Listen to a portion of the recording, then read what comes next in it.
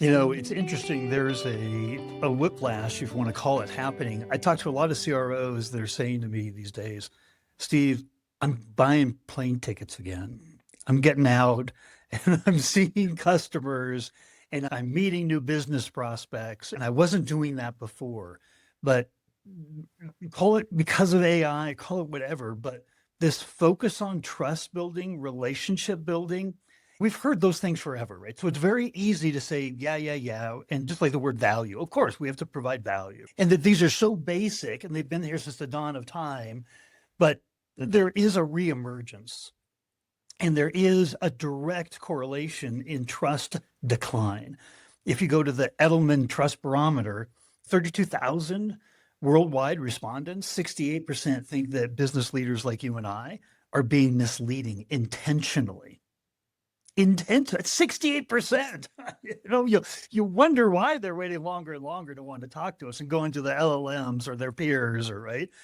It's not something that's just AI. It's a geopolitical thing too, right? It's just trust overall. We're less trusting than we were a year ago, 2 years ago, 10 years ago.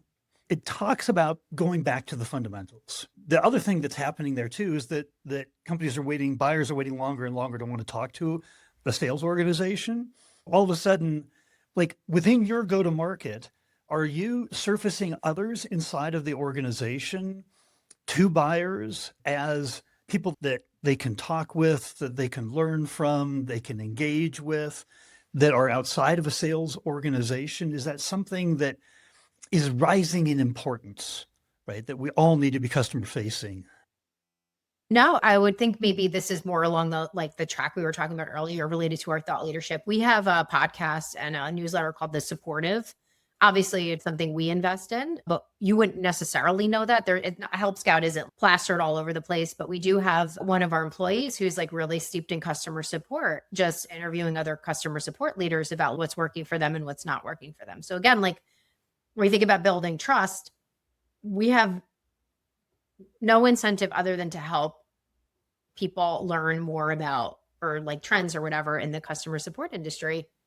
We obviously have incentive to create a thought leadership, but you wouldn't necessarily know that this is a Help Scout product, but it's ours. It's called The Supportive. We do invest in people educating, I think, the market on how to be your best customer support self or whatever that are not sales. And by the way, this person is under the marketing team. We do invest marketing dollars at that. But as far as content and thought leadership, it's all done by non-sales oriented individuals.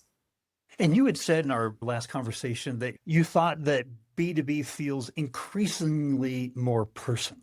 Yeah. Well, I think I don't know if it is feeling, Steve, or I think it needs to feel increasingly more B2C, because maybe if it's even the stat that I was feeling related to the 68% of respondents feel that business leaders are being intentionally untoward or whatever, like not telling the truth or however you phrase that. Intentionally misleading.